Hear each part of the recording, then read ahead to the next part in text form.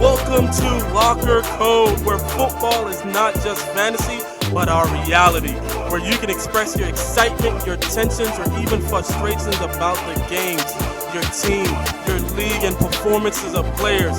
Let's go!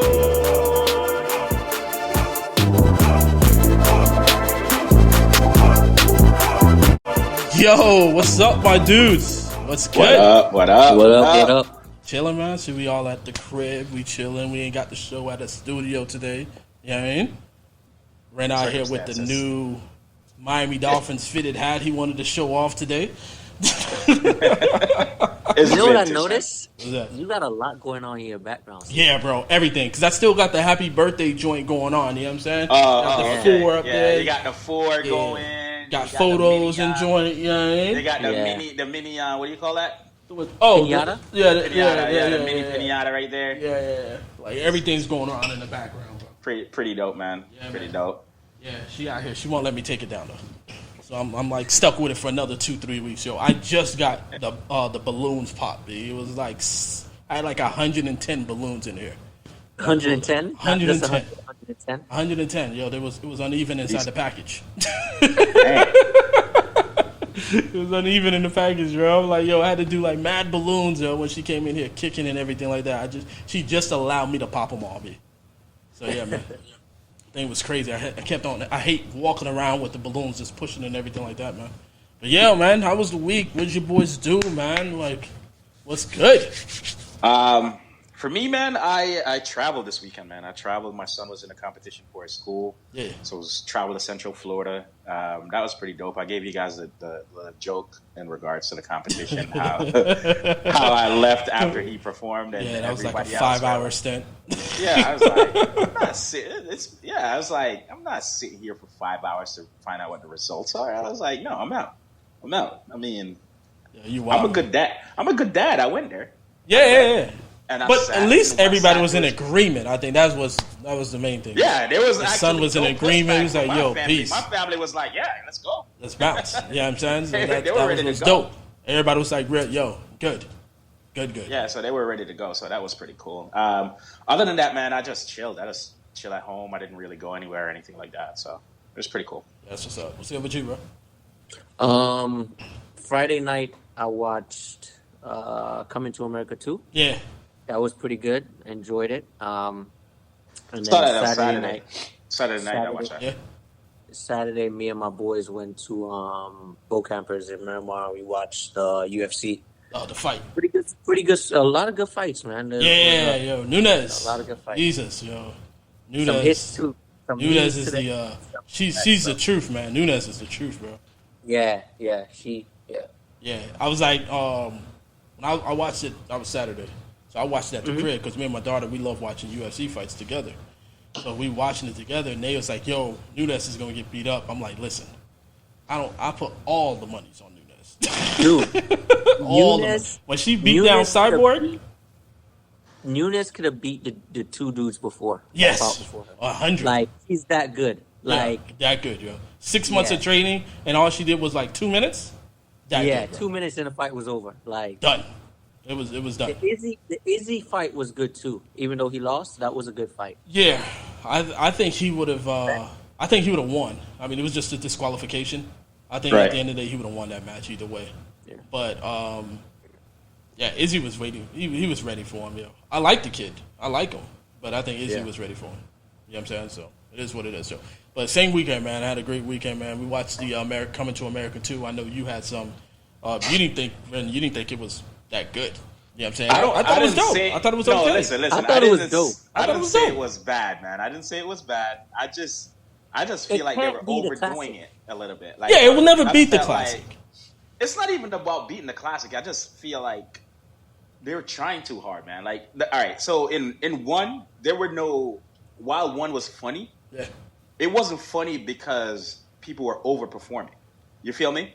Like in this one, people were like Wesley Snipes were overperforming. Yeah, like, I kind of was see just that. Yeah, everybody was just overperforming to me. And I just thought that was like uncalled for. I think he was trying to be really funny when he really funny, right? Funny. If you had just stick to your script and all that stuff, I think it would have been fine. Yeah, that's just you know who I admired as an actor in that movie? The daughter. I think she was a very good actor. The oldest daughter. The older daughter, yeah, like her, like very, just absolutely stunning, gorgeous lady. Her outfits, the outfits in the show was dope. Dope, my dude. I was about to go find that black and gold one that he had on when he had the black jeans. The hell out of her outfits. Yeah. Her hairstyle too. And bro, you notice that all her outfits had Jamaican colors? Yes, every last one of them. Yeah. Yep. I felt proud. Those are my proudest moments. I'll say that. It was dope, but she was definitely the fire one on that one. There was a lot of funny scenes, man. His mom was funny. No, there were a lot of funny scenes, and it's good that they brought back a lot of the people that were in the original, and how they tie the original. I love what she was like. Prissy B say what? What? The ending was dope when they brought back Sexual Chocolate. Yeah. Sexual Chocolate came back. Everybody was wondering who was going to come up. Oh, man. I didn't know who. Because so many celebrities were in it. I'm like, I thought it was going to be like an actual. Yeah, really I thought it was Drake or somebody. Singer. Like a Drake or somebody. They sell Sexual Chocolate. I was like, that's dope. The whole time I'm thinking when he was stomping his foot, he was like, Sexual Chocolate. Yeah, it was funny. And then he just took the mic and just dropped it and walked up. Yeah, it was dope, yo. That was dope. Yeah, I think just bringing back everybody in that scene was kind of dope, man. I think the only one that wasn't there was Moms. You know what I'm saying? Moms wasn't there. I'm assuming she passed away or whatnot, but she wasn't there. But that was literally the only person that was there. But the uncle, I can't remember his name right now, but you know who the uncle is, right? The dude's uncle. Yeah. The son's uncle. Yeah, I can't remember his name right now, but he was, when I was reading it, he was the one that was supposed to be the son. But there was like, nah. He was like, yo, he looks a little too old to be his son. And I think if they would have sold that to be his son, it would have been a funnier movie. It would have messed the whole movie up, yeah. You think it would have messed the movie up? It would have messed the movie up because, realistically, like, he's too old to be his son. But I was like, yo, he would have been... Tracy is funny as hell, bro. Tracy is funny. So I thought it would have been even funnier than it actually was. Because I'm not going to lie, man. Tracy Morgan couldn't play that, yeah. He's funny as hell, though, man. I know, but he couldn't. He's as old as Eddie He's Murphy, old as that was the problem. That's why they was like, yo, we can't convince him. You know what I'm saying? But then I did read another one that what's the gentleman that was on Fruitville and Michael B. Jordan. So the director that did Fruitville, he had a bid to go ahead and do Coming to America 2. But they didn't like the fact that he wanted Michael B. Jordan to be the actor in Coming to America 2, wanted him to be the son, and they felt that based on the script that it was going to be all about Michael B. Jordan, not about Eddie Murphy. Gotcha. So they were like, nah, we don't want to do that. And that's why the director... Yeah, Michael B. Jordan would have probably overshot. Oh, he would have took that one to the team. I'm not going to lie to you. After, 25, 30 years, the wife is still beautiful. Still bad. Still bad, bro. Yeah. She got it. Yeah. You can see that she's older, but, like, damn. She's still there. She ain't missed a beat. Not one beat. You like 30 years? Come on, now. We're on the show right now. My bad. Can we actually get into a show, or are we gonna? That's that Gina. That's that Gina situation. And we just ruined it for a lot of people. You understand that, but so right. we ruined that. Let's go right in the news, man. I'm telling you, that's that Gina situation, man. We were like, we was in that one. So this week has been kind of a crazy week as far as like sports, man. So, first, man, I'm probably going to mess up this name, and I apologize, but Maya Shaika makes the league history as the first black woman named to the NFL officiating crew, which is dope. Jennifer King is the first black female to have a full-time coaching job with a Washington football team. Hopefully, in the next couple of weeks, they'll have a name. You know what I'm saying? So that was extremely dope, man. Especially on Women's Month. You know what I mean? Just and then Women's Day was Monday, so it's pretty cool to see women. You know, the NFL is becoming really diverse when it comes to that stuff. You know, the diversity inclusion taking place in the NFL. It actually, I don't know, like, you know, my wife, she actually was surprised and actually excited to see stuff like that. You know what I mean? It's not a man's game anymore type deal. Yeah. Nah, but it was definitely exciting. Finally, your boy Dak, with the Cowboys, finally signed his new contract. I think it was 4-year, $160 million, highest paid signing bonus at $66 million. I think it was 66 and 126 guaranteed. Yeah, finally. Do you think that's a good deal or a bad? I mean, he deserves it automatically. He deserves it. I think it's a good deal, and the no trade clause there.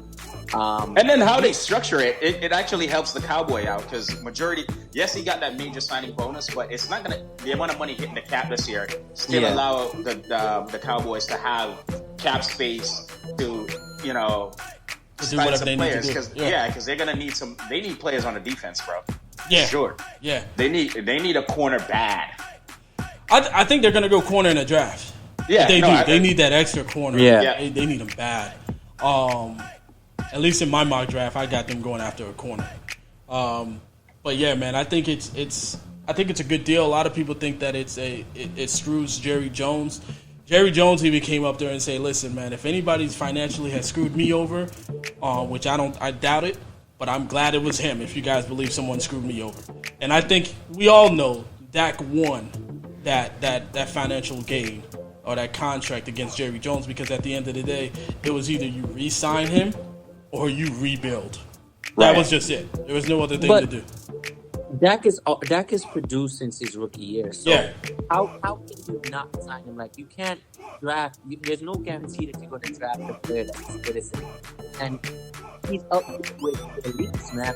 Before you went down, he was arguably the number one quarterback production. So yeah, but I think it's more if Jerry Jones doesn't like actually paying anybody. You know what I'm saying? So even if the market price is, I think he's averaging $28 million or something like that. You're looking at him not being able to. He doesn't want to pay a quarterback $28 million. Yeah. You know what I'm saying? He doesn't want to pay anybody $28 million. So it's just kind of like, yo. I mean, I think there's a few things I think run into Jerry Jones's mind. It's not. He look at what's happening this year with the quarterback class. Right. Or the teams currently. There's a ton of teams that really don't have a quarterback. That's true. Yeah. Do you want to play that carousel and having those bridges like the Fitzpatrick of the world all the time, the Jameis Winston of the world being the bridge for your team and you can never get over that hump, or you want to just secure somebody, get it done, figure out how you can structure it so you still have cap space, and which is what he did, and both win in my opinion. And Dak is a great quarterback, and I think Dak fits Cowboys. Dak has the opportunity now to get another contract, another major contract before he retires or anything like that. You feel me? Yeah. So I think it works out. I agree. I 100% agree with you on that. We got Titans release Malcolm Butler. As you know, Malcolm Butler was the cornerback that won the Super Bowl against Seattle Seahawks when they should have ran the ball. But hey, we're not going to go into that again. Hey, as I said, he's not a bad corner and he's not a great corner, but another team's going to pick him up for sure. He didn't do much last year for them, for the Titans. So I think he'll still get picked up though, for sure. But that's like $10 million in cap space. Yeah, by releasing him. So $10 million in cap space. I think funny enough, he may just go back to New England. Yeah, it's just a casualty, man. Traded. So that's the thing. It's just a casualty of the cap. Yeah, $10 million. And that's what's going to happen to a lot of players. Like the next players that you're going to talk about right now, they're a result of cap issues. It's just a cap casualty. Yeah, it's just a cap casualty. I think NFL dropped it down to like 180 or something like that. 182.5. 182.5. So that goes right to what we were talking about with New Orleans Saints cutting Emmanuel Sanders. Sanders, exactly. Yep. He's just a cap casualty. Yeah. He's also becoming a journeyman as well. That's what's crazy because He's productive, though. You know what I'm saying? He had the little injuries here and there. Yeah, but he's definitely productive. He is. You know what team he needs to go to? And they're probably going to look at him? Green Bay. Yeah. Nice location. Nice location. Not going to be expensive at all. He's better than the Lazards and the what's the other guys? MVS and those MVS. Yeah, he will be a better Robin than any of those two. Yeah, I agree with you 100%. Speed, slants right towards the middle. But honestly, man, I think Green Bay is going to pick up like a Corey Davis or somebody like that. A younger guy and big body. Yeah. And I like the Corey Davis pick too, because Corey is not a number one guy; he's a number two. Yeah, he's a number two. I think that's why this year he fit well with Tennessee Titans, because AJ Brown became the number one guy, and everybody just kind of like forgot about him. Casualty, man. I'm telling you. Yeah, no, I agree with you, man. We got a lot of tagged players, man. We got Allen Robinson being tagged, and obviously Chris Godwin being tagged. Did you see the Allen Robinson situation happening? No. You assumed that he was going to be tagged, or you thought he wasn't going to be tagged? I thought he wasn't going to be tagged. I thought they were going to let him go and become a free agent. They don't have a quarterback, bro. Yeah. Like, they don't have a top draft pick. We're looking at a revolving door here with Yo, I've never felt bad for a player like how I feel bad for Allen Robinson. Like, the dude cannot get a quarterback to play with.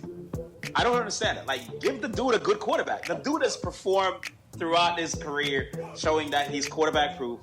Can the dude get a good quarterback? Let him have it. He stayed with these are his quarterbacks. Blake dude. Blake Bortles. Nick Foles, Trubisky. Like, come on, give the dude somebody that can actually somebody.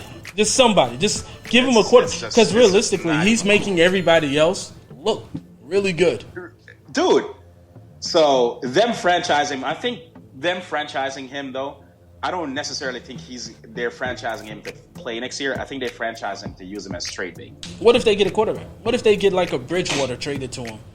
For a fifth round. Then I think that's what they're looking at. Right, they can hold on to him. You feel me? Like, so Chicago did the smart thing, if that makes sense. Yeah, they did the smart thing. They didn't let him go out in free agency. They're still gonna hold on to him, see if they can get a quarterback. If they can't get a quarterback and they're gonna do it like a true rebuild, then use him as trade bait. Get some picks for him, send him to a Miami or somebody like that. Probably get like a first rounder for him. And you're good. Like, you know what I mean? And Miami can figure out that contract. Here's the thing with the Bears, though. They're one of those teams that their defense is good enough. They have Montgomery. They win games. You understand what I'm saying? They're fighting for a playoff spot. So I think they're more franchising in the essence of we need him to continue getting better, but they need a quarterback. So it's like, they're stuck on, do we rebuild or do we keep building the team from where it's at, With all the money that they have on defense, man. I'm a fan of, if you're going to rebuild, you're going to destroy everything. There's going to be a shopping spree at your location. Right. You're not going to keep a $18 million, $16 million, $70 million a year wide receiver for what? What's the point of that? There's no point. You're not going to go for anything. Yeah. You're not, you know what I mean? You're not competing for anything. So why keep that expensive player on your team? There's no problem. And which is where Chicago is like, they're in that gray area as far as rebuilding or competing for a spot. Right. So that's what I'm saying. Like, if I were them, I would, they did the right thing of franchising him. Just take that now and say, hey, Miami, I have him locked up for at least a year. Can I get a first rounder for him? That's not going to happen. We're not going to do that unless no team is going to do that. So not just Miami. No team is going to give up that first rounder unless it's going to be a full contract for 4 years. A full contract. Yeah. No. I agree with you. I agree with you. They will tell him they have until July 15th. I think it is. Yeah. Hey, you have until July 15th. Work something out. Will he agree to a $14-15 million a year? If he agrees to that, we'll take on that contract and give you a first round pick. Yeah. Miami will probably do that for next year's first round because their assumption is that it's going to be playoffs. It's going to be right. It would be a next year first round, but taking on that contract. Yeah, and taking on that contract. But any team. And Chris Godwin locked up. 14 million, I think it was? 12 million, something like that. Chris Godwin's franchise tag. Yo, what do you think about that? I was reading something today, and Chris Godwin being franchise tag, he's making more money on this franchise tag in all his prior years in the league combined. Yep. Crazy. How much is he making? 13, I think it is. 13 million? No, that's wrong. About $15 million for this franchise tag. Yeah, 15 million, and Allen Robinson's at 17. Yeah. So, and that's why he's like, yo, that's cool. Franchise tag me, man. I'm all right with that.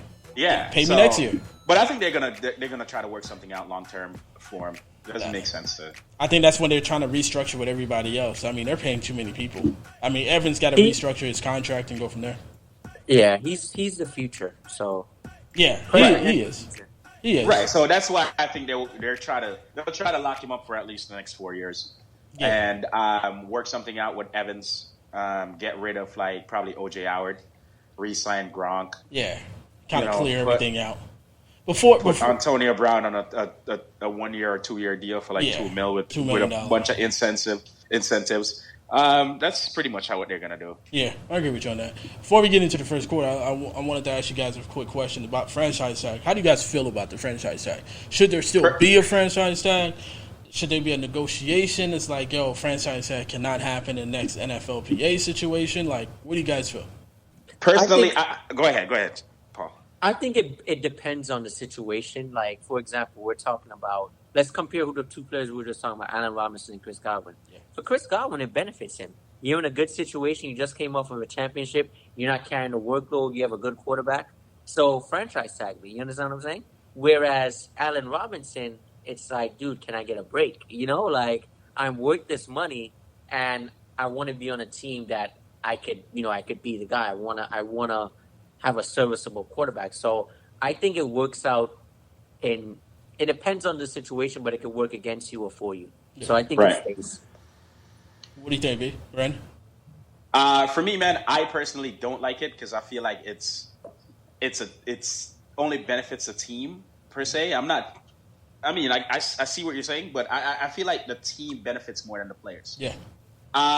Because listen, it's NFL, man. It's not guaranteed money these guys are playing for, right? Yeah, if you franchise, you're guaranteed for that year. But if you get a demonstrable injury, you're done. You're done. So I feel like you should have the opportunity to go ahead, get at least a long-term deal. I don't think a team should have the ability to, minimize you down to a 1 year deal. Regardless that 1 year deal is a significant amount of money, I think the long-term deal is better for the player. And I think it will work out better for the player. Dak Prescott was just lucky that he was good and he was performing at the beginning of the season. Yeah. But I tell you, for the most part, it would have franchised. A lot of players will not make that kind of a contract after being injured on a franchise tag. You get what I'm saying? So I think at that point that it's just unfair to the players. Yeah, I agree with you on that too, because I feel like, yo, if you want me bad enough to franchise me, just pay me. Pay me for the 4 years. Like, you just renting me until I either get hurt and then be like, because when I get hurt, you're not going to be like, all right, let's give you this 4 year contract. You're going to be like, oh, well, good luck. Nah, and I don't believe in a franchise tag in that way because it's like, yo, if you want me, pay me for those years. If you don't, release me. Let me go to free agency at that point. Because you got to look at with Godwin.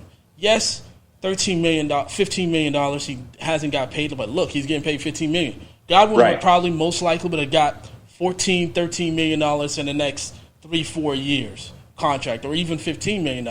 Well, and guaranteed money. But now you're stopping him from getting that and only going on a 1 year contract. And if he gets hurt, his money reduces to like $8 million if he gets hurt. And that's what sucks about it, because you're gonna release him at that point. Think about that. If Dak's situation is totally different. Because Dak could have signed that franchise tag and walked in there into the gym and be like, I strained my leg. I don't want to play no more. Dallas would have been pissed. They would have been upset. But at least you know he's going to work at it, though, man. Let's get into the show, man. We got first quarter. We obviously going to be talking about the sophomore season, right? The sophomore players coming into the new season, right? We're going to start off, obviously, with, the quarterbacks, with tight ends involved in that, too. running backs and receivers, man. What we got? We got Tua first, quarterback side. So what do you guys think about Tua? I know that's Paul's favorite player. So let's start with run off some of the stats, Randy, before I talk about it. Yeah, bro. But I don't know why you don't like Tua, bro. I don't get it. Who, me or C? No, you? Oh, me? I don't like Tua. I'm not gonna front to you. I don't have a problem with. I'm not a fan of Tua, man. Run off the stats, Randy. All right. For Tua, he played 10 games. Had a 74% completion percentage. Over 2,437 yards and 11 touchdowns with 5 interceptions. So that's really Tua. So 11 passing touchdowns in 10 games.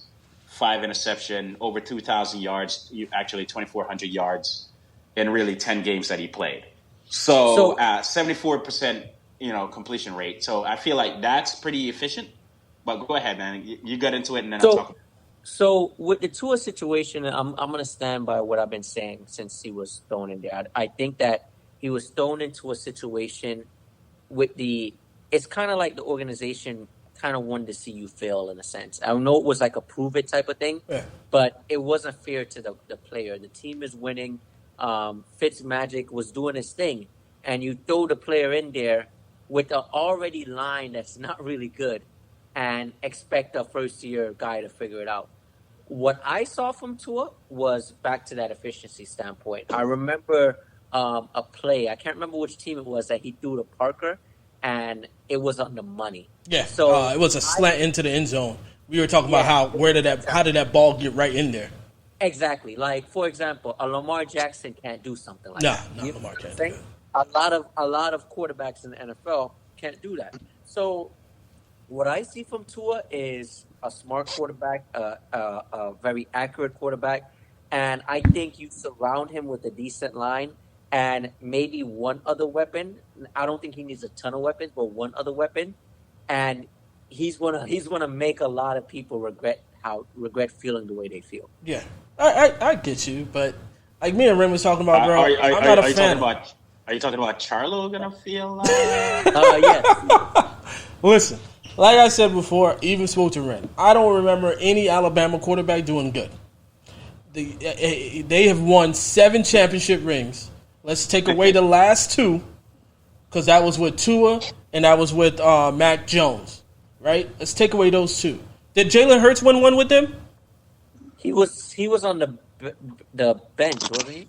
I think it was the one before that. So there could have been a Jayla Hurts championship, right? Yeah. With Alabama. Could be. So let's take away 3. So that leaves 4. 4 championships. Do you remember one of the quarterbacks? Just one. No. Bro, you can't. We're talking about... You can't be. All right, let's do the eye test. Man. They just don't produce quarterbacks for me, bro. That's all I'm saying. All right, you mentioned Jalen Hurts, and I know we're going to talk about him in a second, but Jalen Hurts was put in a situation for him to come in and beat a guy and thrive. Same way with the Pat Mahomes. Pat Mahomes did the same thing when he was thrown in there, and Lamar Jackson did the same thing when he was Pat wasn't thrown in there. Pat was not thrown in there. Pat had a year to kind of get everything from Alex Smith, and then it became his team. Tua got thrown in there. I agree with you 100% on that. Jalen had a whole year. Right, that he has to now. Well, excuse me, Jalen got thrown in there because of injuries, and then now you're gonna see how he is. And Wentz was playing like crap. Yeah, Wentz was playing like crap. So I agree with you on that. Tua should have never been thrown in, especially since Fitzpatrick was playing well. I definitely agree with you. I wasn't a Tua fan. I was more of a Lawrence fan. All right, so for me, I'm a Dolphin fan, through like C. More like just like C. So, but. My perspective is different from C's. Tua didn't play well, especially the amount of hype that was surrounding him, coming out of college and everything. It was time for Tua. That was like the mantra in Miami, going to the games and everything like that. Yep. But here's the thing, though. Yeah, as I think it was you, Paul, that mentioned this. The line wasn't good. The weapons that he was promised weren't there. Because Parker was injured for some time. Williams was completely out. People opt out and all that good stuff, right? So he wasn't set up to have a successful year. I agree with you 100% on that. So I think now, with the new OC You know what I mean? The new OC. I know the Dolphins are going to seek some wide receiver, seek a running back, seek some offensive weapons. So now he's going to have those weapons. I think the dude. We hope that they do that. We hope in the second year he's just gonna perform a lot better. So I just expect him to perform a lot better. I'm willing to give him the benefit of the doubt to perform a lot better. He's gonna be set up to perform a lot better than what he was last year. That I agree. Even though I didn't like him, I still do agree that if the Dolphins go get this top wide receiver, go get a running back, and some, they just picked up the tackle. That was a first round pick last year. From I believe it's from Tennessee. Tennessee. So right. And then with that, you're looking at, hey, they don't have to go get a receiver in the draft. They can pick up the top tackle in the draft to kind of surround that line. Next thing you know, Tua is set up to have a better year this year. Right. So I agree with that. I'm gonna end the Tua debate by saying this. So, Kyler Murray is, I think, a Tua comparable, and there was a big difference between Kyler Murray his first year. And Kyler Murray the second. And his second year. Yeah. He was very hyped his first year. I had him. I believed in him. And he underperformed. Yep. Right. And then the second year he came out, he was balling. Fire. Exactly. Yeah. He was balling. DeAndre Hopkins and all that, but Kyler Murray played way better than expectations. Yeah. So, I mean, DeAndre was there, so. All right, let's what do we got? We got next. So we all agreed that Tua is going to have a better year sophomore year. A better sophomore year than his rookie year. All right, for sure. Yes. So it's going to be a significant better though. It's going to be glaringly better to me. I say that too. All right. So we got Joe Burrow, Cincinnati Bengals. Obviously, we had mad conversations last year with draft and him starting to play. I think Pete was like on some like, yo, Joe Burrow is overhyped, right? And then he got on the field, he did well, but he did get injured. Like, so do we see, based on the hypeness of what he did last year, do we also see him having a good sophomore year? Or do we kind of see him having the same kind of year? I say the same kind of year, and I say this because, all right, so he was in a situation where his team just wasn't good.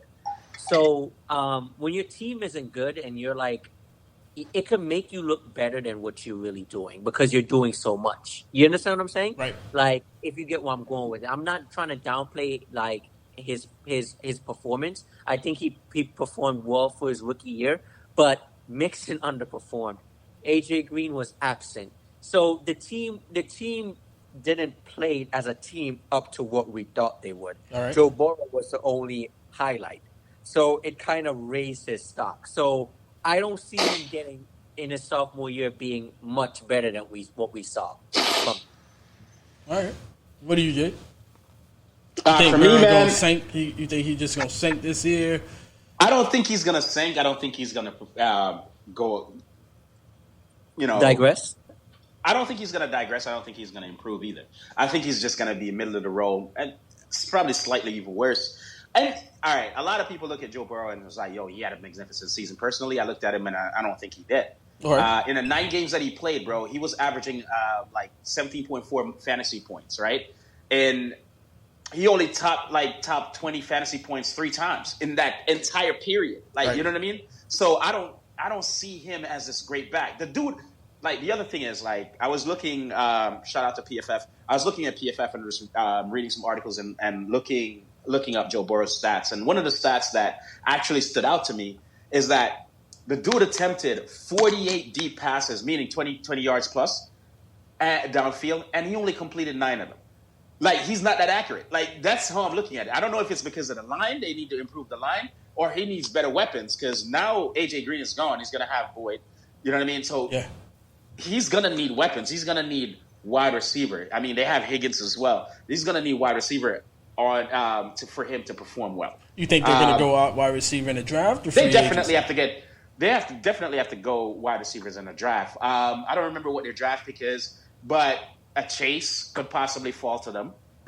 So if they get Chase, then it's a whole different ballgame. Yeah. You understand what I'm saying? It's a totally different ballgame for Burrow. He's going to have a killer weapon. Mixon's going to come back. And Higgins there. And you have Tyler Boyd. So that is a good nucleus for the Cincinnati Bengals. But they need defense. We talked about that before. Yeah, they need defense and they need line. They don't want Joe Burrow to be injured again. Come in the sophomore What was it year. with him? ACL? Yeah, ACL. Yeah, ACL. So I mean, it's tough. Like you said, they're playing Baltimore defense. They're playing the Steelers defense, right? Twice. Twice. That's a problem. And you don't have a defense yourself. Yeah, they may have the offensive power if they get it there, but they still need a defense. They need to beef up that line. They need to beef up that line significantly. I can't even express how much they need to beef up that line. Against those defenses in their division, they need to beef up that line. Yeah, easy. The Browns' defense is pretty good. Like, it's crazy. Yeah. All right, so we thinking same thing. Are we in agreement, or you're just like, yo, P. Nag and he's the middle of the ground for me. He's a double-digit draft pick for me in fantasy redrafts. That's just me. Yeah. But you guys probably think differently. You probably draft him in the 7th round or some shit. Yeah, so. I would. Yeah. You don't draft quarterbacks until the 7th round anyway, or the 12th round. You don't draft any quarterbacks. That's just me. Dude, look, Aaron Rodgers was drafted in the 11th round last year. Yeah, no, I agree with you. I guarantee that won't happen. That won't happen this season, but yeah, I got you. And you know what? You know what's gonna be good about next season in redraft? Because I feel like everybody is they're gonna shoot for this quarterback. This quarterback, and I appreciate it. And I appreciate you guys shooting for this quarterback. I'll stay back and just double up on these great position players. Like a Ben Roethlisberger. Yeah. Did you have that issue by doing that? Because you went Ben and Cam? Or Cam Newton that plays good one every Did you have a problem? Whoa. So I went Ben and Cam. And if you look at Ben's stats, right? Ben's stats is better than Burrow's. Ben's stats is give me a name. Ben's stats is almost as equal to Russell Wilson. Ben's you're pushing it. Yeah. I mean, you're going a little too far with the Russell Wilson situation. Go check the overall fantasy stats for the year for Russell Wilson and check the overall fantasy stats for Ben Roethlisberger. All right. And you see that they're pretty close. All right. So let's do that. Let's go with the next step here. Let's go with LA Chargers. Justin Herbert. I mean, rookie of the year this season. I think we all talked about it over the summer when we were watching HBO, and we were like, yo, this kid got an arm, right? And then we were like, oh, Tyrod Taylor's not playing. The whole organization set up Tyrod Taylor. I was the only one out of the three of us that said I would take Justin Herbert over Tua. Yes, 100%. I 100% agree with you on that. Yep, you did say that before draft. I personally was looking at this kid I didn't want Tua either way. Because I was on the Lawrence scenario, but I know Ren was once draft ended, and you had the HBO show on, and we were like, yo, Herbert got an arm, bro. Herbert is not playing around. Hard Knocks is what really opened my eyes up to Herbert. To be honest with you, he did a great job, man. Herbert did a great job, and I give props where props is due. As you said, rookie of the year, finished he played two less games than a lot of players, a lot of quarterbacks, and still finish 9-10, depending on your fantasy ranking. So I think that was pretty good. Dude is just on point, man. He was on point. He hit more than 30 points in most of his games. So that's pretty cool. So you know what I mean? Now I think he's going to have a great season. Now with him losing Hunter Henry because they didn't re-sign, they let Hunter Henry go into free agency. My prediction is that the Chargers is going to go after Kyle Pitts from Florida as their new tight end. As a new tight end. Yeah, but do you think he's going to have a good season without that tight end, even though he wasn't even using his tight end when he was playing? If they get Pitts, though, if they get Pitts from Florida, he'll have the same season, not even miss a beat, and it's probably even better because Pitts is a straight baller. Yeah, he's straight baller. Beast, yeah. Great baller. So he is that receiver / tight end guy. He's a beast. So I expect that from him, man. Yeah. So we're assuming that he's gonna surpass his freshman year, his rookie year. So we got our last quarterback. I know we just started talking about it, but just Jayla Hurts. He's got into a position that they could have probably even made the playoffs with Jaylen. But now he's the guy in Philly, right? What do you think happens? Go I'm ahead. stuck on this one. I'm stuck. I really don't know. I don't know if it's a fluke year. I don't know if it's a fluke situation. I think it's a wait and see. I honestly wouldn't touch Jalen Hurts in a fantasy draft, in my opinion. That Philly system just can't get right, and I think it can't. Something's not right there, and I think that was like right. I know, that's why I laughed. It's like they put a Band-Aid, and the Band-Aid held the water, and it stopped it, and it makes you think that you don't need to repair the roof, but you probably need to repair the roof. Yeah. So what do you think? What do you think Philly needs in order for Jalen to be good? I mean, to be successful. You don't think what? I don't know if Jalen is that guy. Really? I think we need to see more games. Teams have film on him now. I think the first 5 games of the season will determine if he's that guy or not. All right. I'm not willing to take that risk to find out. Do you think he's surrounded by the right guys on his team as far as receivers go? Because Rager was the wide receiver they drafted last year, and he got hurt. Your boy Alshon Jeffries, Ren, is no longer with the team. Oh, that's trash, man. That's trash, dude. So he's no longer with the team anymore. I don't think he's in an optimal situation, but he's not in a bad situation. I mean, I don't think he's. I agree with you, PJ. He's not in the optimal situation at all. Like, personally, like, he looked good when he came in for Wentz, right? Yeah. And really and truly, you can only grade him on 3 games: week 14, 15, and 16, exactly. Right? Yeah. And in those 3 games, the dude did pretty good. Like, his completion rate wasn't that great, but 63%. He had 5 touchdowns, 5 passing touchdowns, and 1 rushing touchdown. The part about Jalen Hurts that was highlighted to me, like, that pops out to me when you look at it from a fantasy perspective and what he's going to promise you next season. In these 5 games, bro, he had almost 200 rushing yards. You feel me? So his legs is going to be the contribution of most of his fantasy points. He likes to run. So I don't think he's Deshaun, I don't think he's Jackson. No. But I don't think he is Allen from Bills. He's like right in the middle somewhere. I think he's a better runner than Allen, but he's a better passer than Deshaun Watson? Jackson. Oh, right. Watson, you mean? But not, yeah. Oh, you're talking. I'm sorry, Lamar Jackson. Yeah, Lamar Jackson. Gotcha. Sorry. I was looking at Deshaun because Deshaun is cut, Jeffries is cut. Yeah, perfect. Yeah. They need another wide receiver though. They need another wide receiver on that squad. The mere fact that they cut those 2 guys, Jeffries and Jackson, they're going after a receiver. Right, they're going to need wide receivers to surround them. They already have a good running back in Sanders. It's a new coaching regime, so hey. He's gonna get an off season. So gotta let you know now. If they trade to the Dolphins, bro, we're gonna take them. We're gonna take everything away from them for the next 2 to 3 years. Take every draft pick away from them to get from 6 to 3. I think he's a decent player to have. I think he's a decent player to a decent quarterback. He's a quarterback too. Yeah. So after you draft your first quarterback, he's a quarterback to have. Like, he's a higher upside quarterback because of his legs. But he's a really low floor quarterback as well. So you have to be careful with that you can put him in. He's like what what's his name did to me last year, right? He's from New England. For Cam? Yeah. Listen, he's dude. Like what Cam did for me. Like, the days that I don't play Cam has like 2 or 3 rushing touchdowns, right?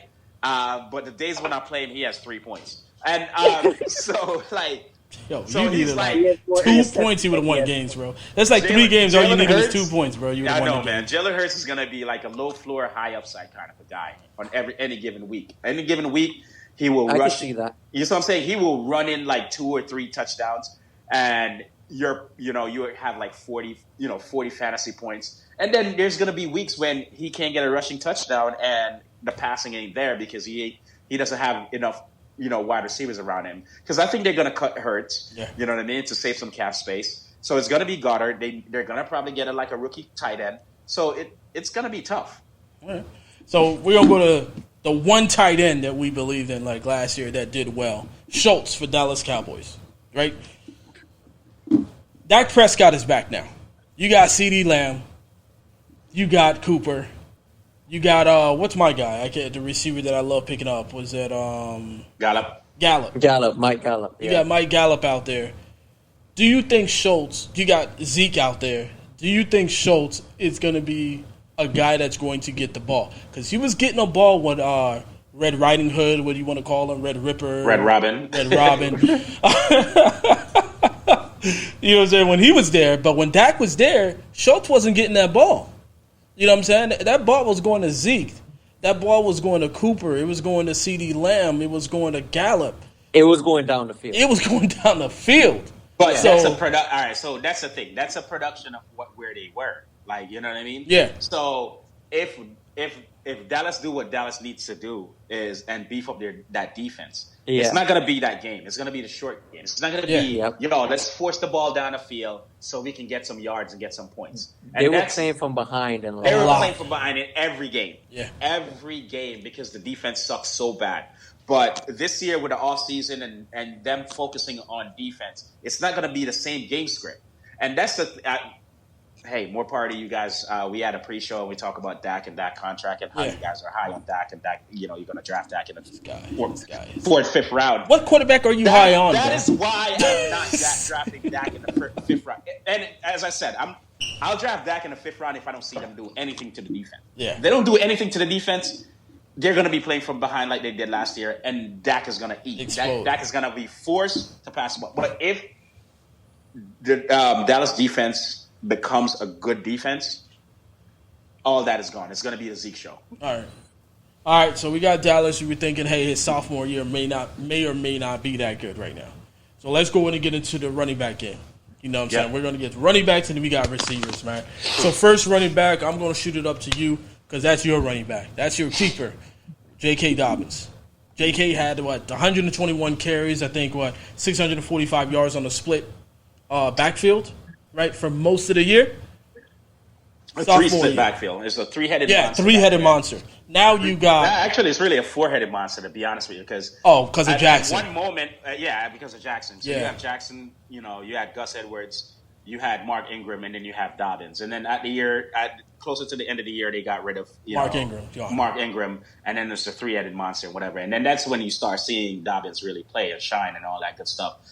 Here's the deal, though. For me, personally, I have Dobbins...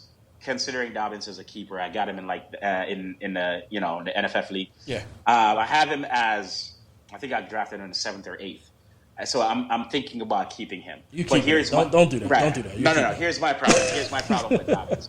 My problem with Dobbins is that there's going to be 2 other running backs on that team that's going to voucher carries from him. If he was going to be a lone back, or even if he was going to just split with Gus Edwards. Because they're really high on Gus Edwards. Gus Edwards is a free agent this year, but they already said they're going to re-sign him. If he's gonna have to share the ball with 3 guys, right. Me and the 3 guys, obviously, I'm talking about Jackson. Jackson's going to voucher a lot of those. He's not going to get the touchdown that he wants unless, you know what I mean? Jackson's going to voucher a lot of those runs, and that is the thing that scares me about Dobbins. Dobbins on a redraft league is probably like a 5th rounder. If I get him in the 7th, what is that enough value for me to keep him? You know what I mean? I don't know, because he's going to be sharing the ball, and that is the problem about Dobbins. Dobbins really and truly going to be like a late running back 2 to me. Like, you know what I mean? All right. And it's just not because of his talent or anything. It's just because of the situation that he's in. So, but we think that do you believe that his sophomore year is going to be better this year, or do you believe that it's going to be next year? Yes, because Mark Ingram is not going to be there. So I think he's going to be slightly better, but at the same time, it's not going to be the production that a number 1 running back should get, because Gus Edwards is going to eat into it, and then they have that quarterback that runs a lot that's going to eat into it. Agreed with that. All right, cool, man.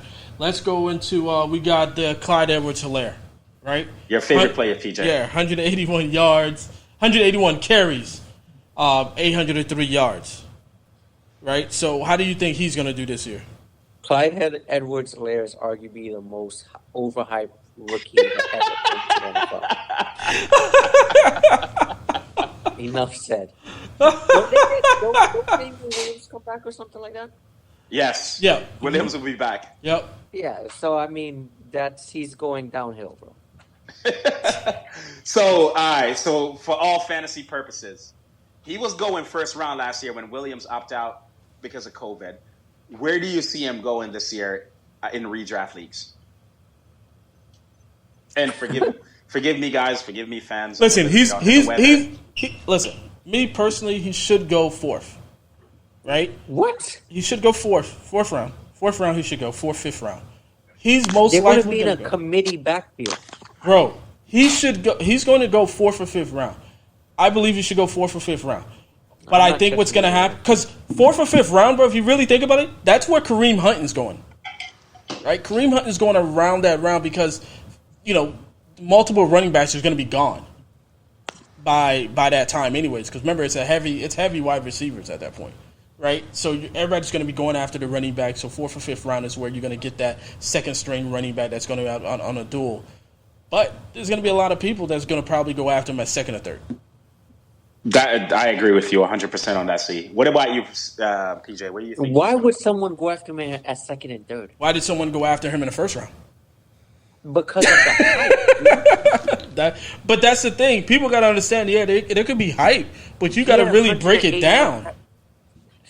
To me, he underperformed last year.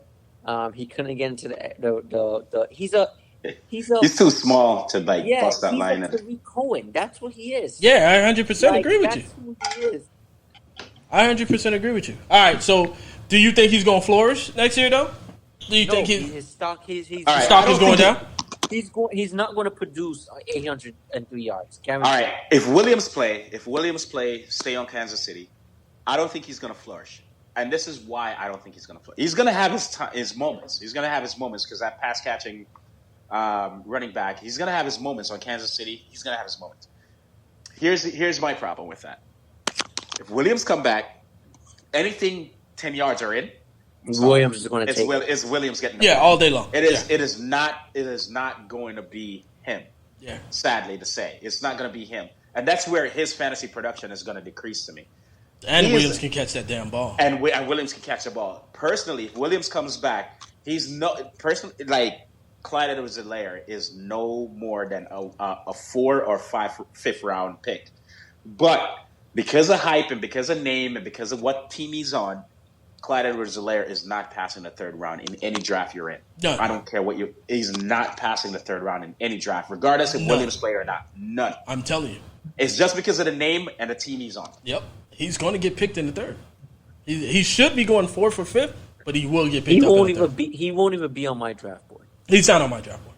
But hey, listen, if I end up getting 2 or 3 top running backs and he's on the board, I wouldn't mind touching him just to see what he's going to do. Okay. Because I have solid running backs there. But he will not be my number 1 or my number 2 running back either. You know what I'm saying? But once again, for the guys that already got a number 1 and number 2 and itching to a number 3, by the time you get to 4th or 5th, Hilaire's going to be gone, bro. Hilaire is going to be someone's 2nd running back. And then whoever's going to pick up Williams in the 13th round or 12th round is going to have a steal. Because he's the one that's going to be getting all the production. All the touchdowns. And healthy because he's been out for a year. You know what I'm saying? Right. So we got Jacksonville Jaguars. Huh? I was saying let's talk about these big hitters coming up. Yeah, man. James Robinson, boy. Now, I'm gonna give you James Robinson, P, because James went off. Yeah, James went off. I mean, I'm an idiot. I picked him up in one league and did not pick him up in another. I was saying I'm an idiot. Yo, he's not gonna let that one go, boy. You know what's funny? Ever since I started playing fantasy football, 5 years now. There's out of the 5 years, about 4 of those years, there's always a guy. Normally, it's a rookie running back that nobody forecasts. That if you pick him up off of free agency week 1 or week 2, he normally really produces and becomes like a top 10. Top 10, a difference maker. A difference maker, and I've noticed that since my 2nd season. So little secret of mine, I always look out for that. And I picked him up in one league, and in the other league, I just didn't want to drop one player, and I would have been in the playoff if I had him, that league that I had him, I won in. So I'm a big fan of his. I think his production stays the same. The team is not going to really change much. They may get they should get a decent quarterback. Nah, they're getting Lawrence, bro. Ain't no decent. It's Lawrence. Yeah, they're getting a top quarterback, bro. This is probably the first year I'm sure about the first round pick. It's Lawrence, bro. If you let Lawrence go, it's Lawrence go to another team like the Jets, because the Jets is not letting Lawrence pass. We have a problem on the AFC. And then the Jets perform out of their mind. I'm sorry, Urban Meyer's is getting fired next year. Yeah, easy. Urban Meyer's getting fired next year. I would fire him too. I would be like, yo, dude, you suck. Let's go. I'm done. Yeah. I don't care how much he likes Justin Fields in Ohio. If Lawrence comes down to the AFC and just kills everybody and does well, he's fired. Or he's going on home. You guys are very high on Lawrence. I'm not. Listen, I'm not very high. I'm high. I'm not. I'm gummy bear high on Lawrence. I'm not. There's been a lot of. He said gummy bear. There's been a lot of quarterbacks that's been hyped. Mitch Trubisky, that didn't produce. That hasn't produced. So. Listen, I don't know who was. Listen, I can tell you this. I've never been high on Trubisky. Listen, there's we were just talking about certain teams and quarterbacks and college players, college teams, like Alabama with their quarterbacks. North Carolina quarterbacks, who? I'm not a fan. I don't know where the hype came up with Trubisky being so good, because originally when he first was coming out, it was like, yo, he's a 3rd round pick, 4th round. And then all of a sudden, he had a good home a playoff. Game. It's a playoff. It's whatever happened in that playoff run, at the end of the college season. Yeah, dude. Everybody just think oh my god, it's so bro. His pro day was okay. His pro day was good, and all of a sudden he went from a 3rd rounder to a 1st rounder, and not even just that. You went from a team giving everything away, all their future assets for him. I'm not a fan. And granted, when you see it, look at it. He was over Watson, bro. Patrick Mahomes. Crazy. Hey, let's move on to the next player. Yo, so we got we were just talking about Jonathan Taylor, man. Jonathan Taylor had 202 carries, 916 yards.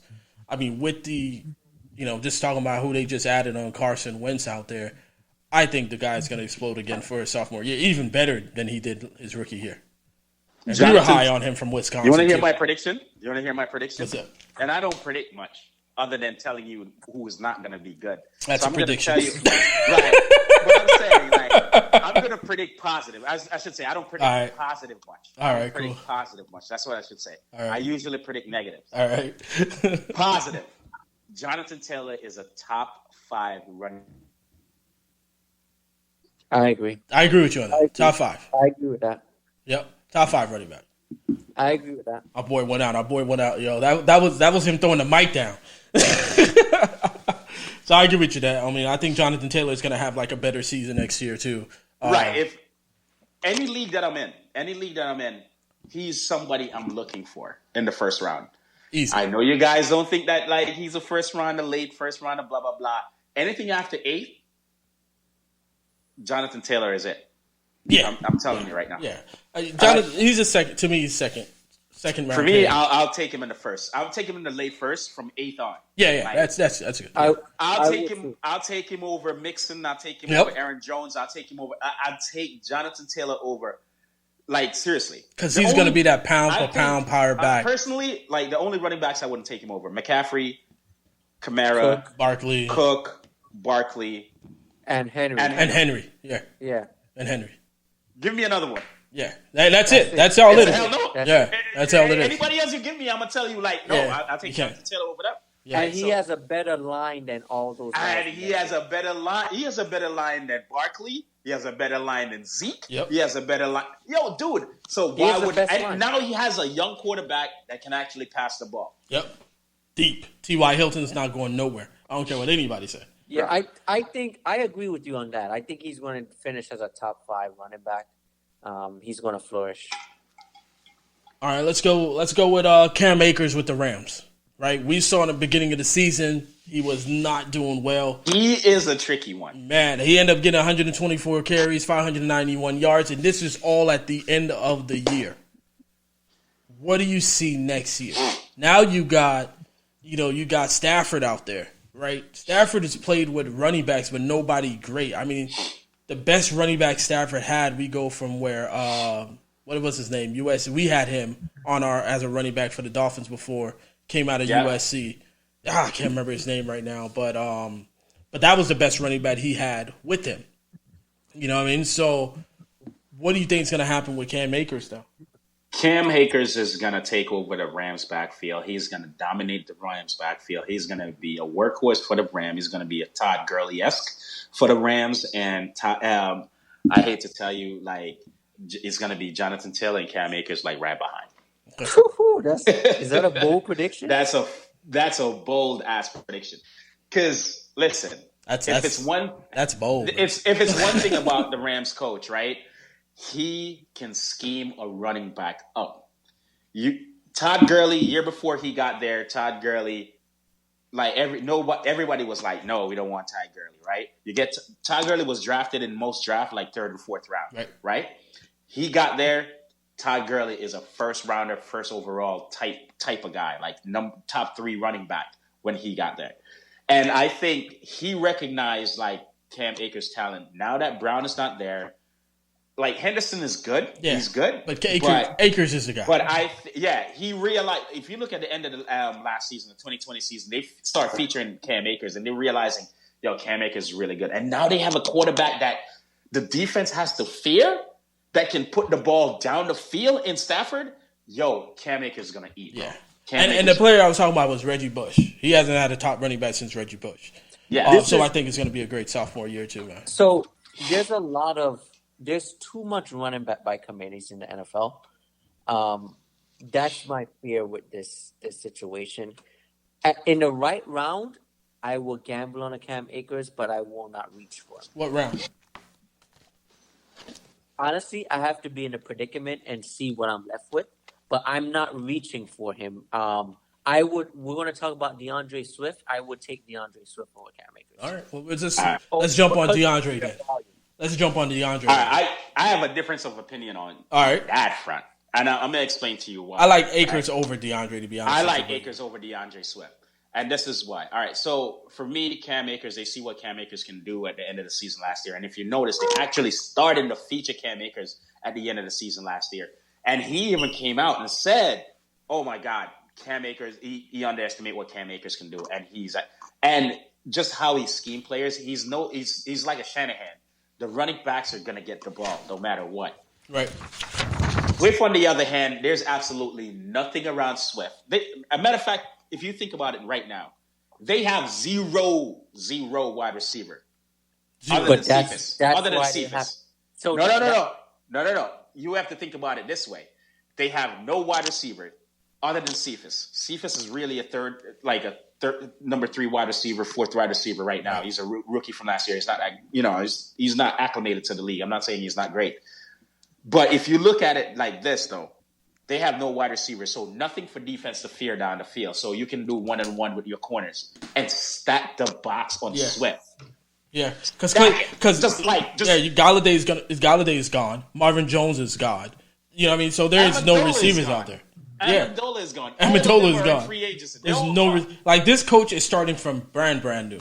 All you got your hope is money and picks. Yeah, but your hope at the end of the day, but they ain't got nothing for this year. They're not spending it this year. Yeah, but they want to go. All you got is right. And then you got golf. You got golf and Swift. So that's why the volume is going to be there for Swift. No, I don't think so. Yeah, the volume may be there though. Carries wise, he's not going to get touchdowns or I am not discounting that the carries is going to be there. The volume is going to be there, but the volume can be there with a block, a building block, a wall. Yeah. Still not 8 to 9 people in front of it, in the box. The box is stacked up. Yeah, you can get all the carries you want, but you're not going anywhere with it. Yeah. So we broke down Swift, so we feel like Swift is. They don't fear golf. They don't fear any of your wide receivers on the field.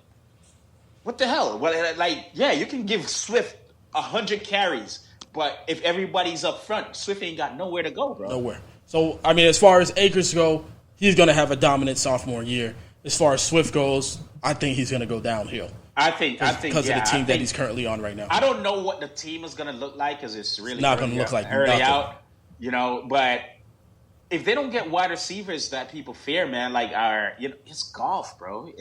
Let's go into the last running back, which is the Dolphins running back. 7th round pick, Myles Gaskins last year, rookie. You know what I mean? We're even looking at he had a great season. We felt like he had a great season last year. He beat out Howard. He beat out the other running back that came out from Breda from 49ers. But all we've been talking about is Dolphins getting a running back either in the draft or going after Aaron Jones, or in today's news, he was, we may be going after James Conner. Do we see Gaskins falling out now because of the fact that, hey, you bring Aaron Jones in there? He played well with Williams, but Gaskin is not somewhat of a Williams. I mean, he can catch the ball. He has speed. You see the last couple games that he played in. I think it was a 40-yard touchdown. Do we see his production going down? All right. For me, we're in the Dolphins today, repping. Listen, personally, I don't think they need a running back. There was absolutely nothing that Gaskin did last year that I should just dismiss him like he can't play. Yeah. You see what I'm saying? He did what he needed to do with a soft line, and he was still performing. And even, I forgot his name, the backup that came in after Gaskin went down. Ahmad, yeah. Ahmad performed. Yeah, too. He performed too. So you have those two. Dude, they're capable. Yeah. They're capable. Why am I going to spend $30 million on it? Put that $30 million on the line. Yeah, I agree. Get a couple of offensive linemen to make that hole bigger for these guys. Yeah, I agree with you. You have 2 young running backs that can be a smasher. I personally think the Dolphins does not need a running back. You get that offensive line big, you pay that money out there. Yeah, get the offensive line good and get another wide receiver, and we're good, bro. What do you think, Pete? What do you think? And then beef up both lines, both the offensive line and defensive line. Yep. And I'm telling you, get a couple of pass rushes on the defense, beef up the offensive line, and I'm telling you, that's what the Dolphins needs. Because I'm telling, we have the corners already. Yeah. You saw what we did, Xavier. You're my dude, man. You're my dude. X is the man, yo. X is the man. I'm telling you, dog. Xavier, hey, man. I think he may be the best corner in the league. Yeah, he is. He's my favorite Dolphin player. And we gotta pay him. We gotta pay him too because he gotta stay. What do we think? What do you think, P? Myles Gaskins? You feel the same thing? I don't think you really need a running back. I would definitely. You need one more pass catcher, one more. Oh yeah, we need a receiver. Yeah. And then I would spend all that money on, like Ren said, the offensive and the defensive. All right, cool. All right, let's go ahead and get it to halftime, man. Right, we got over the weekend. We didn't even mention that we watched the NBA All-Stars game. Right, over the weekend. Usually it's a weekend scenario, Friday, Saturday, Sunday type of event. Yeah, it's like a one day. One day. I mean, I get it. It's COVID. I enjoyed it thoroughly. Like, I know you guys are saying that no defense was being played. I'm okay with the no. I mean, it's always every year. It's an exhibition game. Yeah, it's an exhibition. So I enjoyed it. I enjoy these guys, being dudes. Because if I meet you guys on the court or anywhere, that's how I'm gonna act. Yeah. I'm not gonna play you hard and try to. Yeah, we're chilling. We're having fun. I'm gonna show you what I can throw up. You're gonna show me what you can throw up. You know what I mean? Yo, power to Steph Curry, man. Like that dude. Truth. Damian Lillard too, man. Listen, Damian Lillard too. Boys just pulling up from half court. Half court, just like putting them down, man. And even the skills competition, like the dunk competition, the 3-point competition, I like. Yeah, Steph is the man, bro. I used to love the dunk competition, and then like the 3-point competition, just like actually the suspense is better with that. Yes, because the competition is there, but the competition's there. The last dunk competition was pretty good, though. We gotta admit. Yeah. That one last year. The one with the whole voting and all that stuff. It was a good dunk competition, but for the past few years, because of so much 3-point shooting and the stars go into the 3-point shooting contest, it's been the better contest to watch. This contest was dope, right? Seth is the man all around, my dude. Like you were watching TV like deep into the screen, and you're like, yo, Seth is gonna get these 2 points, yo. He's gonna win this match. He's gonna get 30. And he hit the. And it's funny. Shout out to Mike Conlin. Yeah, bro. He came out.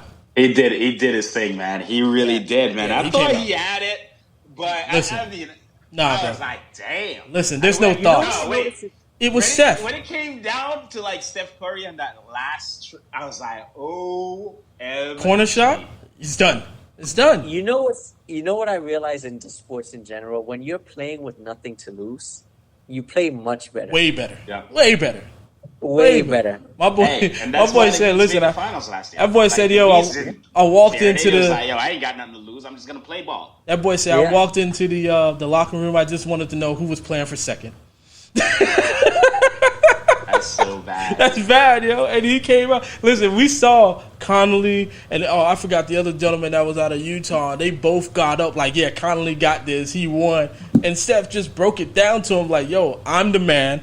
I'm the 3-point guy. Ain't nobody. I came out of retirement after winning to come back and let y'all boys know this is my award. This is for me. You know what I mean? So Steph is fire, man. Even the All-Star game, Steph and CP3 dunking. That was dope. You know what I'm saying? Steph making threes all over the place. Damian Lillard making the last 3 on Dame time to let him know this is 170. And even just that, man, the LeBron James pick. You know, his whole squad was just fire. Won all 4 quarters. You know what I'm saying? Honestly, man, I thought the squad, like at introduction, I thought the squads were pretty even until the game started. Yeah. I knew they weren't even, bro. I knew they weren't even. Yeah, but it was just the way that they played. It looked like the East was just playing around, and the West was like, LeBron's team was just like, no, we gonna play. We're going to play this. The thing about Bron's team, like, the East team had killers, but these guys... Durant's team, LeBron's team had assassins. Like, you put LeBron, Greek Freak, Steph, and Dame Lillard on one team. That's a problem. You're in for a long night. Yeah, you're on for a long night, bro. And even Greek the Freak, man, he went 16 for 16. You know what I'm saying? Won the MVP that game, the All-Star MVP, the Kobe Bryant Award. Like, yo, Greek, 16 for 16, my dude. Yeah. How do you guys feel about them putting Kobe on the NBA logo? I like it. I think it's just for the new generation. I think at the end of the day, I can't remember who the gentleman is. Like he used to play with the Lakers. Who's that? That's the NBA logo from the gentleman that plays for the Lakers. I cannot remember his name right now. But he's like a general manager or something like that with the Lakers organization. But I like the Kobe Bryant. I like that. It's new generation. Everybody looked at Kobe, looked at Mike, look at LeBron's still playing, but I think he's the best player to be on there right now. Because of Kobe memory and what he meant to the league and how he was a true ambassador of the league, man. To both leagues, bro. WNBA and the NBA. And just how he turned his image and turn his motivation and his work ethics, I think is a great idea.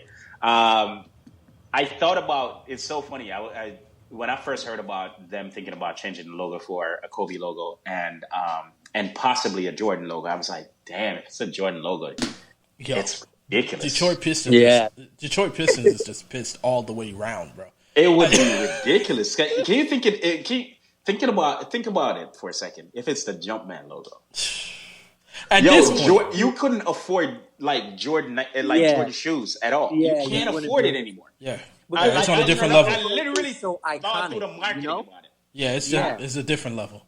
And the brand itself is crazy already.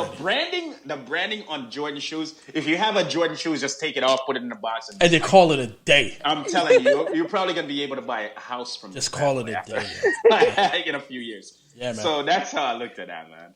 Yo, so let's get into the third and fourth quarter, man. We're going to talk about all the receivers out there. Yeah, buddy. Yeah, man. So there's a lot. I mean, listen, we can talk about the easiest one, which is to me Donovan Peoples-Jones, who came out of Michigan last year, stepped in for OBJ with the Cleveland Browns, man. I like the kid as a slot. You like this guy, though. I like this guy. I like this guy as a slot receiver, man. You really like this guy. I like the guy, man. This dude's like 6'2", 6'3". 6'2", 6'3", big body. You got a big body that goes towards the middle, slant, everything like that. I mean, he's a great pick because Landry's good, but when you got a guy that no one knows about, right? He can do a lot of damage. And I like the dude. And I think he's gonna have a better sophomore year than he did his rookie year, especially when OBJ comes back in, because all the attention is gonna go to Landry, all the attention is gonna go to OBJ, and you got one good player that's getting to that next level that's gonna get that ball. And I think they still have an issue with tight ends. I don't share the same sentiment you do, see. Because, all right, so you see how you're saying it's going to go to Landry and it's going to go to, it's going to go to OBJ. Right. And then you have Hooper in the middle, right? Well, you got like three tight ends over there, bro. And then you have Kareem Hunt, right? And then you have Nick Chubb. You got Nick Chubb. You got Bryant. You got so many people out there. And then their DNA is to run. Yeah. Right. My peoples ain't getting nothing. My peoples ain't getting nothing. Right? You feel me? Like, yo, he was good because of OBJ out. But when OBJ gets back, you ain't gonna hear about the peoples, man. At all. That's real talk for me. Like, Peoples is not on my radar. He's not even a late round pick or anything like that. No. He's definitely not if I have OBJ, pickup. Maybe I handcuff him. I handcuff OBJ with him. Other than he's just a handcuff pick, man. I think he's going to be I think he's going to do well, but he's not for me as far as picking him up like on a fantasy lineup. No, that's not happening. I'm not drafting him or anything like that. I'm not saying that at all. I think he's going to have a better season than he had before, but it's not a fantasy lineup for me. Sadly, he's a sophomore, but I think it's not necessarily his skills why he won't perform. It's opportunity. Yeah. It's opportunity. It's the team. It's the DNA of the team. Yeah. It's Baker Mayfield. OBJ doesn't even look like OBJ. So yeah. No, I got you. Yeah. So we got CeeDee Lamb, Dallas Cowboys. We saw what he did with Dak, without Dak a little bit. Red Robin over there. But whatever you want to call him, I think we got like 5 different names for him. But what do we think? How does CeeDee Lamb? We think CeeDee Lamb is going to have a great season next year or this year coming up. Sophomore season. I'm on board with CeeDee Lamb, especially when Dak is back. Yeah, I think he progresses. 109 targets last year, 74 receptions, just under 1,000 yards, and Dak was out for most of it. So I think CeeDee Lamb is the future pass catcher of Dallas for years to come. Yeah, you agree? I agree with the same. I agree with you. Personally, man, this is how I see the Cowboys being structured. I think they're going to get rid of Cooper. They're going to figure out a way to get rid of Cooper, even if they have to eat half of the contract or something to get him away. But I think Cooper is going to definitely be traded. CeeDee Lamb is going to be, arguably like a wide receiver 1, wide receiver 2 next year, because with Dak being back, and if Dak played a full season, he's going to be a major focus for Dak. Dak was actually featuring him pretty well before he left. I think he was featuring him pretty well before he left. I see our boy just got connected out there, but I think CeeDee Lamb is going to have a good season with that. I think Cooper's going to be out. I lost you there, bro. What you were saying? Can you hear me? Yeah, I got you back. All right. No, I was saying, before he left, Dak was featuring CeeDee Lamb, and he was featuring CeeDee Lamb without an offseason. So now he's going to have an offseason with this dude. He's going to know his tendencies. He's going to know his routes and all that stuff, how quick he cuts his routes and all that stuff. Dude, CeeDee Lamb, arguably wide receiver 2 next year. Easy. Seriously. Yeah. All right, so we got my boy, Justin Jefferson. You know what I mean? Thank God I ain't listening to nobody by trading him. My peoples. Justin Jefferson. Justin Jefferson, man. Woo! Monster year, man. Monster year. What do you? I'm glad I ain't trade him to you, Cam, or Dre. Happy about that, bro. Bro, can we have a show? Like, I'm going to say this right now. Yeah. Can we have a show, fantasy? What could have been? Fantasy trades that you never took. Well, you got a lot of them, bro. Yeah, you got a lot of them, bro. Oh, my God. That was... I went through the 2020 season thinking about that one trade. I don't care about any other trade. I don't care about any pickups or anything like that. That one trade that I was getting Justin Jefferson for nothing at the beginning. Granted, it was in the beginning season. It was the beginning before he even played the game. Yeah. Yep. So, granted, I give you that, but damn, that boy balled the hell out. Yeah. Like, I can't even express how good that dude was. Justin Jefferson, like, ranked 6th amongst all wide receiver in PPR leagues, right? 6 on for fire. A rookie. The dude was fire, bro. The dude was on fire. More power to him. I only see him improving in 2021. Yeah. I think the boy is gonna be fire. He's gonna be like a top 5. If they play the same way, I think he's gonna be. Yeah, I think he's easily can be a top 5, top 10 wide receiver in the league. Easy. First round, second round wide receiver, early second round wide receiver. I don't think. He's real early second round. Yeah, really early second round. We got Chase Claypool, man. We obviously had some issues with Chase last year in fantasy. Kind of hurt me on a 50-point game. He did well, though, in the touchdown department. He had 9 touchdowns, just short of 900 yards, and he saw over 103 targets. So he's definitely serviceable. All right. Do you think he's going to improve with Juju maybe out the door? Juju's going to be out, not maybe. Yes. Juju's going to be out. All right. That's why they restructured Ben's contract. Yeah, exactly. Who do you think is going to be the guy? They need a running back. They're going to get that in the draft, and they need other help other places. For me, Claypool, I'm going to say this is my bold prediction. Claypool will be the number 1 wide receiver on that team. And over Washington. Yes. I'm going to explain to you. Over Deontay Johnson? Deontay Johnson, I'm sorry. Deontay Yeah. Johnson. Not James Washington, Deontay. Even though Ben has shown his love for Deontay Johnson this year, Deontay Johnson is the number 1 wide receiver in drops this year. It was, I literally saw multiple games that Ben got super frustrated with Deontay Johnson because he can't catch the ball. And I think that is going to play a role in Ben switching to Claypool come 2021. He's going to be, if first 2 or 3 games, Deontay Johnson is still dropping balls, Claypool is going to be Ben's focus. He's going to be the guy. He's going to be the guy. And I agree with him. Claypool is a big body. The boy can run. The boy can block out a corner.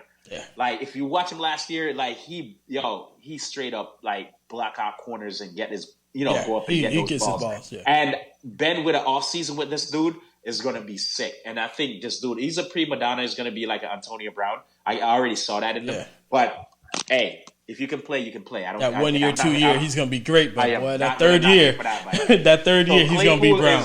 For me, Claypool is going to go in the 3rd or 4th this year, maybe 5th. But I don't think he's going to make it. Like, if Claypool passed the 3rd round this year, it's going to be crazy. I don't think he's going to pass in 4th round in fantasy drafts. All right. And I don't think he is, too. I'm definitely going after him. Especially with Juju gone? Yeah. No, I'm going after him. Bob, bro. He's definitely a target.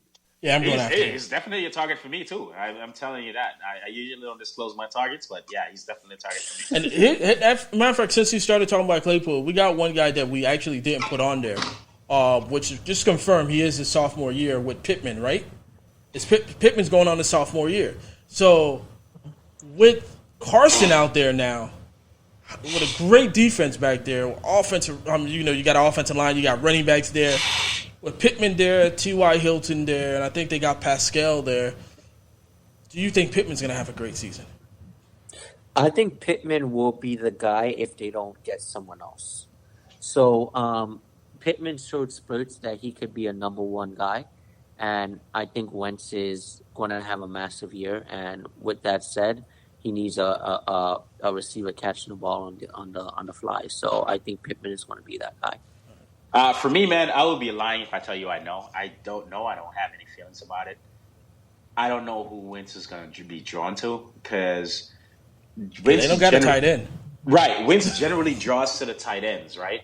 He draws to the tight ends or he runs it. And he may draw to the wide receivers as well. Because if you look at Forgum last year, he really played well with Forgum, right? Yep. But the thing that I'm worried about on the Colts is, as you say, there's no tight end.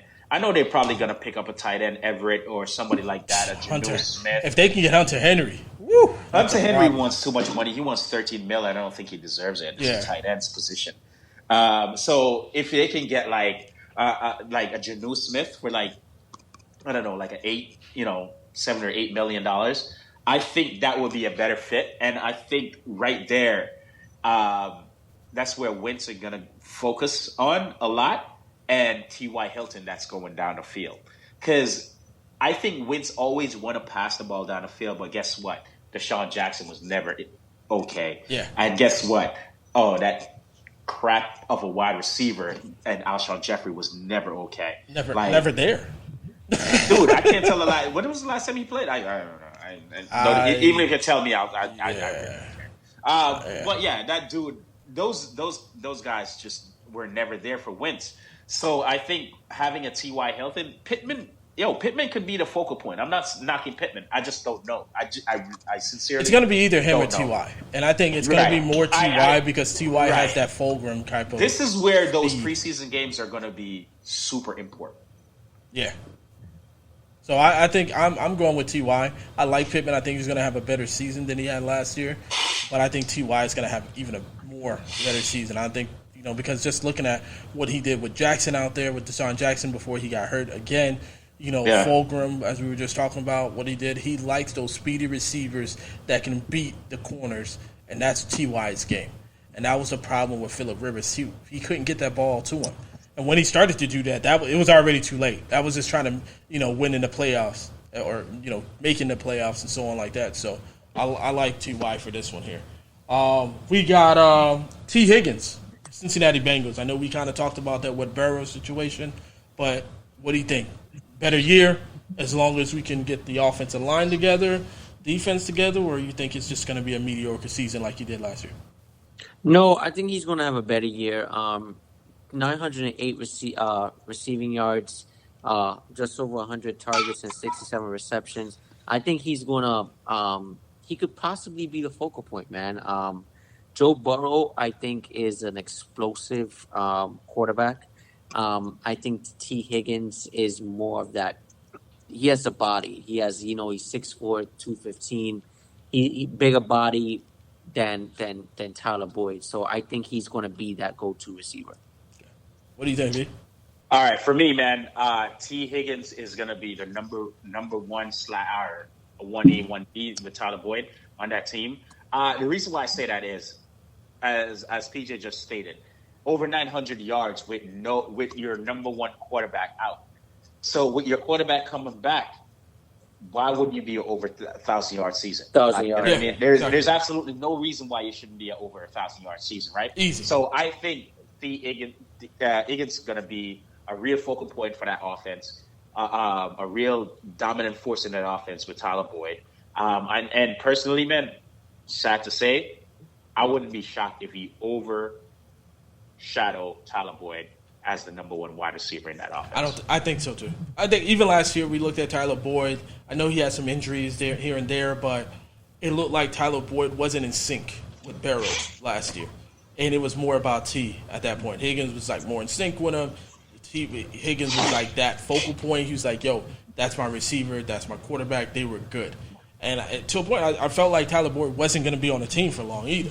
Right. But I think it's a good duo with both of them on there. So, but I do think sophomore wise, Higgins is going to have a good year. One of the guys that we thought that was going to explode last year, right? Judy. No, we gonna get to Haitian Zell. You know what I mean? We gonna get to the Zell. Henry Ruggs. I'm talking about Henry Ruggs, man. Henry. We thought Henry Ruggs was gonna be explosive with the Raiders because Henry has a quarterback with Derek Carr. Like, I don't think it's Carr. I think it's more of coaching now than anything. It is coaching. It's coaching. For me, it's coaching, and Darren Waller is the one who exploded. But yes, Darren exploded, but I would have saw Henry Ruggs getting the ball most of the times. I mean, you know what I mean? So what happened? He's a speedster, though. I personally think this is a trust issue. With Carr and Ruggs or coaching? Yeah, Carr with Ruggs. He's familiar with Waller.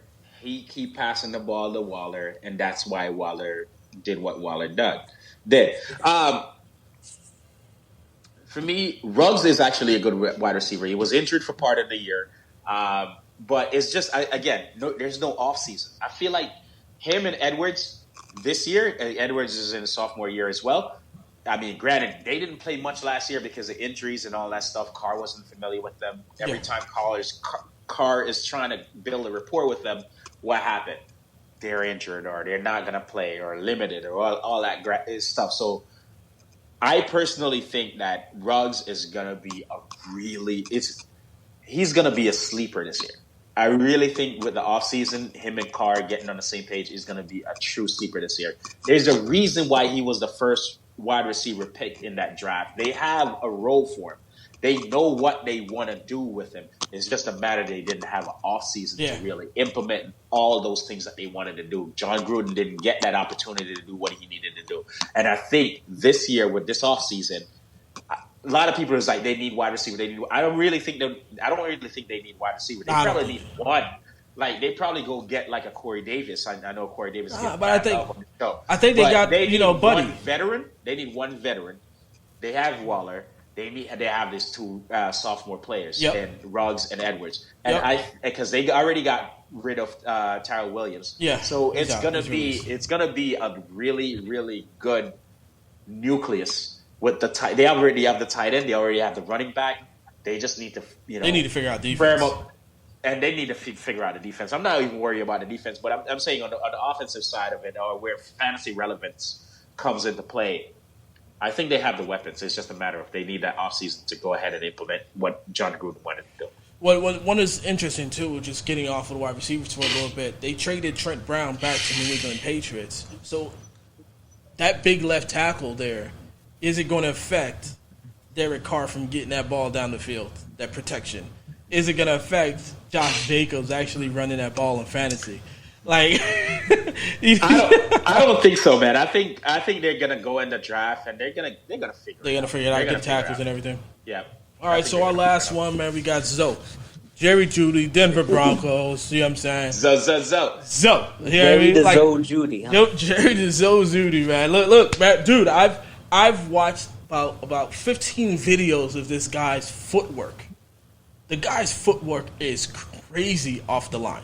All right, it's insane. You know what? See, I'm gonna let you go first. You gonna let me market this one, yeah? This one, I'm gonna go ahead and hit a couple of points that you're not gonna like. So I'm gonna let you go with this. Listen, go ahead. And I know the exact points you're gonna hit too. I'm gonna be real. I'm gonna be real. I like Jerry. Okay. Problem is that the quarterback issue. Yep. Is a big problem. So no matter how quickly Jerry gets off that line, how his cuts are so great, he gets off the defender. There's a second problem too. There's the quarterback. What's the second problem? Ren should know Cortland Sutton. Oh yeah, defense wise, it's done. Cortland Sutton on the wide receiver side, 100%. Cortland comes back, it's done. It's done. You know what that team is though? That team is a quarterback. Away from anything. But think about that. It's always been like that. He's been trying to fill in. John Elway has been trying to fill in quarterbacks for the longest. Even before Peyton Manning, after Peyton Manning, he's just been trying to fill it in. Like, yo, this is the type of quarterback that we need. He's been looking for a quarterback that's just like him. Or just like Peyton Manning. To play in this offense. And it's like, bro, you need to draft a real quarterback. You need to do whatever you need to do to get a real quarterback. They may have that opportunity this year. They're really and truly a quarterback away from being a top performer in the league. So if I were them, I would definitely pursue Deshaun Watson. Nah, they're not going to do that. They ain't got capital. Nah, that's exactly what they're doing. They're willing to mortgage the entire defense to get Deshaun. I'm letting you know right now. Listen. They don't need anything on offense. No, nothing.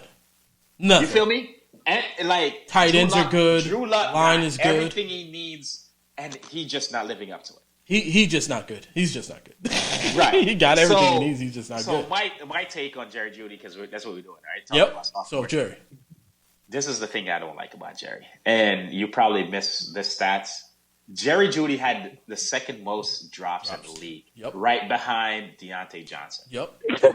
But who's his quarterback? Luck. Luck is not a great quarterback. He can't get the balls to him. Do not blame it on Luck, bro. No? We're not going to blame it on Luck?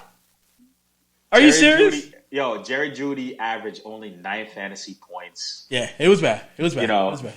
He finished as wide receiver 45. Do you believe? And now Courtland Sutton is back. It's going to be a problem. Bruh. It's going to be a problem. I'm sorry, man. I don't think he's better than Sutton. No, I don't. I don't think he's better than Sutton. I'll tell you this. If they don't get a quarterback, if they go into the season with Drew Lock is going to feature Sutton all game. He's going to feature Sutton because Sutton can run that long ball and Drew Lock like to pass it long ball. Yeah. Jerry Judy now is a Swifty guy. Yeah. Like, you know what I mean? Like he's a cut in the middle. Like, he's a cut. He's route running, phenomenal. The dude can run a route like there's no. I've watched tape. I've watched tape on this dude. Phenomenal. But the two things that he has to worry about is, one, his drops. Two is the fact that Sutton is coming back. Yep. So that's why I'm not as high on Jerry Judy in his second year like I would normally would with a second year player that performed. Okay. Yeah. Same thing with you? Yeah. Well, man, you good? You good? We want to do our shout outs. You know what I'm saying? That's the end of the show. Jerry Judy was the last person. What's good? Let's do some bold predictions on what we talked about. All right. What do we do? What do we want to do bold predictions on? I already did my bold prediction within the show. What are we doing our bold predictions on? The end of it, I said my bold prediction. All right. What's your bold prediction for free agency then? Bold? No. Let's hear PJ's bold prediction. I don't even remember what yours was, but my bold prediction is that Chase Claypool finishes as a top 8 receiver. Okay, I told you Chase Claypool is finished over Deontay Johnson. That's one of my bold predictions. Yeah. My second bold prediction is that Jonathan Taylor finishing top 5.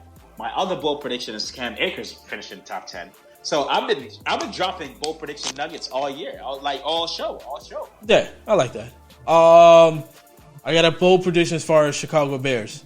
They franchise tag Jefferson, and they're still not going to get a quarterback. You mean Allen Robinson? Allen Robinson, and they still not going to get a quarterback. That's my bold prediction. All that talks, they still not going to get a quarterback. Denver Broncos will get their quarterback in the draft. Aaron Jones, unfortunately and fortunately, will be a Miami Dolphin. And we end up going to spend money on Galladay. Those are my bolds. No, that's what you want. So, I really hope. I'm hoping, fingers crossed, the Dolphins do not waste money on them. I hope they don't. There's something about Galladay that we don't need. Yeah, I hope they don't. But no, we do know he needs surgery on his head. He needs surgery on his head. We know it. We know it. And dude, and that's why they didn't franchise him, because they know. And that's why they didn't put him on IR the whole season. Like, they know exactly what they're hoping to get, this big payday on this dude. Yeah, they know. I'm not a fan because I know that's what's going to happen. I'm hoping, we don't go after him on there either, because we go after him because it's cheaper. But I'm hoping that, we get another receiver out there. I even like Curtis Samuel out there for a cheap money out there. I agree. I like Curtis Samuel. I agree. Bold prediction, Tua turns C into a believer. Lock a cold toast on that one. Lock a cold toast on that boy. Yeah, that's strong, bro. That's strong. So that all right. So let's do a bet. No, I'm not doing that bet. Never mind. I'm good. No, let's hear it. I was saying if there's two things I don't like. First, I don't like Tua, and then I don't like the number he has. So I hate the number 1 jersey But I'm saying if he turns me into a believer, I'll go get a jersey. But I'm not doing it. Let's do the shout outs, man. Let's do the shout outs. My shout out is to the fans. Hey, my sincere apology, fans. It's a result of me being sick while we're not in the studio tonight. And I'm going to put that out there, you know, with the climate we're in with COVID and all that stuff. We just thought it was best to just do the show individually. Plus, I ain't trying to get sick, yo. I ain't trying to get no cold. Yeah. I'm good on that, yo. Too much of that. I've been drinking too much of that island tea that we got that we say that is curing COVID too. So, but we've been good with COVID though. Yeah. We've been on every show and everything like that. You know what I mean? But I don't think I have COVID. I literally just feel like it's a cold. Yo, I mean, that's still around, right? Dude, I got like Mother Nature still make that, right? Still happen. Yeah, cold still happen. Mother Nature still make that, right? Dude, like cold. Yeah. Dude, I got like every symptom for cold is COVID. Dude, I got like 2 gallons of you haven't heard me medicine, bro. On this entire show at all. Dude, I got 2 gallons of island medicine that supposedly cures COVID that I have to drink every day, bro. Hey, you're healthy, man. So that's island more part. It's working until it doesn't work. Yeah, man. Yo, shout outs, man. Keep believing. Shout outs, my dude. Shout outs. What's good? Shout out to the ladies that came on the show on the last show. Dope. With the movie and stuff like that. Shout out to them for their participation, and we'll probably have something like that coming up. Yeah. Can I say this? I know Camille watched The Boys, bro. I know she watched. But can I say this? So that show set off like a whole other level of other things. Of other things. Because everybody that they watch football, not as religious like how we do, or most people does that listen to the show. They watch football casually, and they saw that and was like, oh, when do I get the opportunity? Yeah. Like, you know what I mean? I've been getting that question from left and right. I've had multiple people ask me that same question. It's like, okay. Oh, I see that you guys do stuff without football. Yeah. We'll remix it, man. Participate in that. So whenever we do that again, it's gonna be it's gonna be dope. It's gonna be a lot of. It's going to be a FaceTime deal with a full draft with 12 people. That's cool. That's cool. That is exactly what it's going to be. That's dope, yo. All right, man. We out. Merry Christmas. Happy New Year. All that good stuff. Peace out. Yes, sir. Yeet. Happy Easter, Kwanzaa. All that joint, St. Patrick's Day. Spring break. 4th of July. Spring break and all, my dudes.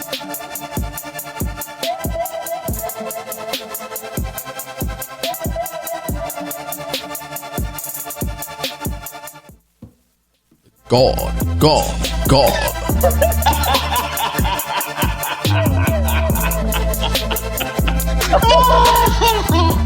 This dude, yo. This dude is... Man, let's end the show, man. So I can chew you out.